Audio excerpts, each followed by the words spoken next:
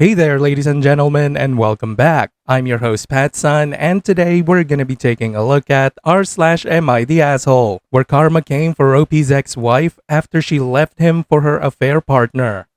Let's begin. Am I the asshole for not helping my ex-wife who cheated on me? Posted by Reddit user BedNormals.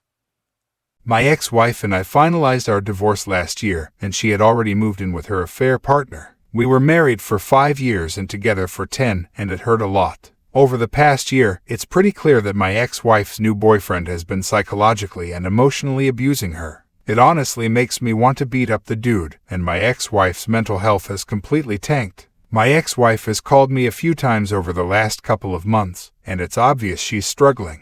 I've asked her multiple times to just cut it off with him and pack up her bags and move in with her parents, but she doesn't want to because she feels isolated from her parents after our divorce. She is also a stay-at-home mom to her boyfriend's daughter, and so she feels even more trapped. She asked me if I could pick her up and if she could stay with me for a while. I am not scared of that dude whatsoever, and if I wanted to, I could just drive over to their house and pick her up right now. But I told her I won't do that, and she has to get the courage to just step out and go to her parents, or just ask her friends for help. My ex-wife is obviously struggling really bad, but I'm also not a humanitarian. There's a lot of people in this world who are suffering. I'm not a Superman who can save everyone, and I have to pick my own battles for my mental sanity. Am I the asshole for not helping my ex-wife escape from her abusive boyfriend? Short update, thanks for the advice. I called my ex-wife this morning before leaving for work and told her I was going to cut off all contact with her after the call and block her number. I again told her to please just get out her relationship and just go home to her parents. Yes, she feels isolated from her parents, but they are her parents after all and they will accept her in. She was crying really bad, but I told her there isn't much I can do anymore. I then hung up the call and blocked her. I think cutting off all contact with her is necessary to protect my mental sanity. I am not going to contact her parents. I am just going to remove myself from this situation entirely. Yes, I am really worried for her, but I can't help or save everyone in the world. I wish I could, but I can't. I need to look after myself and move on with my life. You are absolutely not the asshole in this situation, OP, and I am glad that you finally cut contact. She is just trying to drag you into her hot mess. Look, man, it is not your job to fix her bad decisions. She made her bed, she made her choices, now she has to suffer the consequences. And it is absolutely disrespectful as hell that she reaches out to you of all people to complain about the life she left you for. She literally could not care less about how you feel. She and her affair partner deserve each other. You did the right thing, OP. And now for today's second story. My ex-girlfriend cheated on me with her gay friend, and I got the last laugh. Posted by Reddit user Fragnant Musician. I met my ex-girlfriend in the middle school that we both went to, and I found out from some friends that she secretly had a crush on me. I ended having feelings for her too, and we eventually started dating. We dated for 6 years, and I was constantly ridiculed for dating her, was constantly told that she was cheating on me, and I was too young and innocent to believe any of it.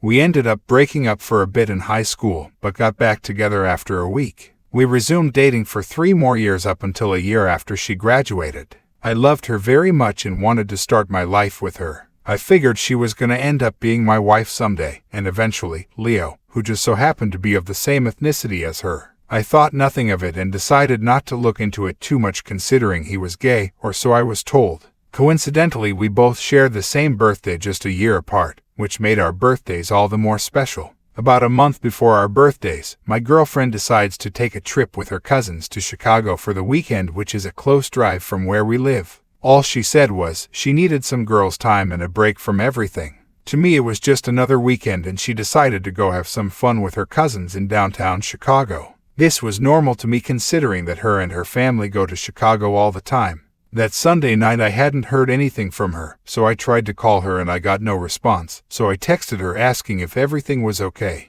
I received a texted back saying, "I was serious, I need a break from you." I was confused and at a loss for words, as I had thought the weekend with family meant just a break from doing stuff at home. I called her multiple times to get an explanation, but she basically laughed it off and acted like I was bothering her. Keep in mind, we had been dating for 6 years at this point, so this was a shock to me and I was very upset. I drove to her house, which was a mile away from mine, and tried to have a conversation with her about what was going on. She proceeded to break up with me and tell my parents I wanted to commit for some reason. I was heartbroken, but she assured me she just needed time and we would eventually get back together. One time, I happened to be at Walmart grabbing some items and I see her car parked in the Walmart parking lot right next to her gay friend's Jeep. I call her furious and demand an explanation, where she again brushes me off and tells me that we're not together anymore. I'm heartbroken for months. How could the girl of my dreams, the one who I loved so much and had a perfect relationship with, do this to our relationship?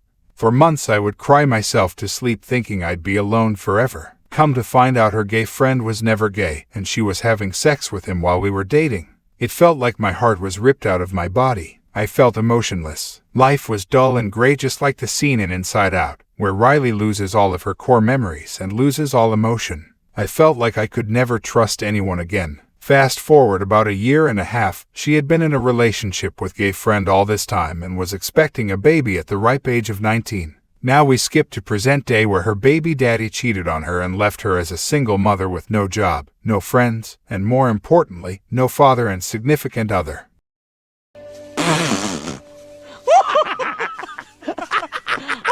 She has contacted my family members and made TikToks about me trying to get back with me, but to no avail. I have been together with my current girlfriend for about a year, and I love her more than anything, and our relationship is perfect. I don't know if it was the universe or God or whoever that answered my prayers, but in the end, karma is a bitch. This is all true, by the way. Thanks for reading.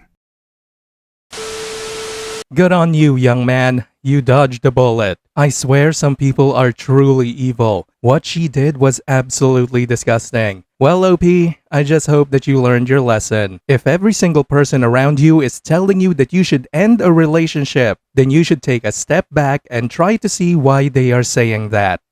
And now for today's final story. My coworker commits a felony because she thinks I'm lazy. Posted by Reddit user Blue Wolven.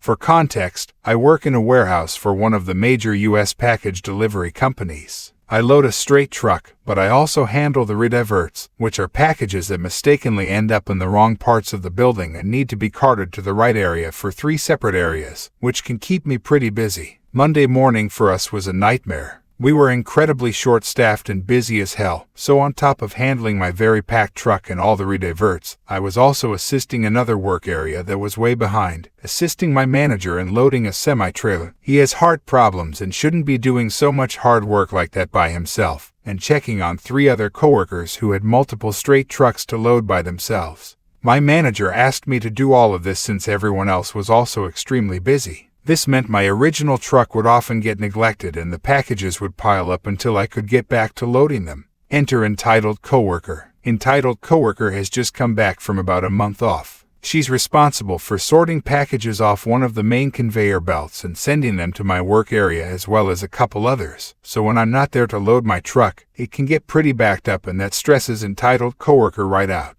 Another thing about entitled coworker, she's been kicked out of every other part of the building for being too slow and constantly complaining. If you ask her to lift a heavy box, she cries that she can't do it. If it's getting busy and packages are piling up, she cries that she can't handle all the work. If another coworker snaps at her and asks that she do her job, she cries that the other person started the fight. Her and I have had problems before. She once dropped an open bottle of Sprite all over a box containing very fragile medical supplies. Obviously, the box had to be damaged out and claim paid on it, but she insisted it was my fault. It happened because my work area was getting backed up and she started throwing boxes where she shouldn't, but I just try to ignore her. I don't come to work to start drama or fights. I come to work, sweat my ass off, and get paid. So Monday, as I'm running ragged doing the jobs of 5 people, and my work area was getting backed up frequently, I walk over to hand some rediverts over to a different coworker, who was also backed up and running ragged, and I look up just in time to see entitled coworker, phone up, taking pictures of me, my work area, and my coworker's work area, so she could send them to our manager to complain about how lazy we were being. Now, for those of you that don't know, taking pictures of personal packages and addresses is highly illegal. It counts as a form of mail fraud, which is a felony offense. If the United States Postal Inspection Services found out, our warehouse could have been raided and she could have been thrown in jail. So not only is it rude, it's extremely and explicitly forbidden in the workplace. So as soon as I saw her do that, I started fuming. Thankfully, I happened to spot the sort manager across the way, so I stopped him and told him what happened, and he had a stern talking to with her. I didn't hear most of the conversation, but I did hear her crying, "Oh, but coworker," trying to pin all of the blame on him for being overloaded with packages. I don't think she got in serious trouble this time, but I doubt she learned her lesson, and if she does it again, I won't hesitate to go higher up. I hope this witch gets fired. OP, the solution here is very simple. Anonymously report her to the proper authorities. Even if the evidence has been deleted and there's no proof she did it, drawing that kind of negative attention to your workplace will scare your bosses shitless and be forced to deal with her toxicity.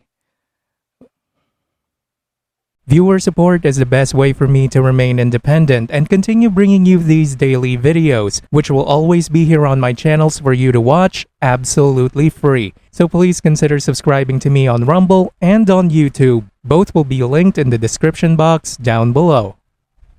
Thanks for listening, everyone. If you even somewhat enjoyed today's story, make sure to give this video a thumbs up, and if you really like it, consider subscribing to PattSun to never miss a future upload. Stay strong.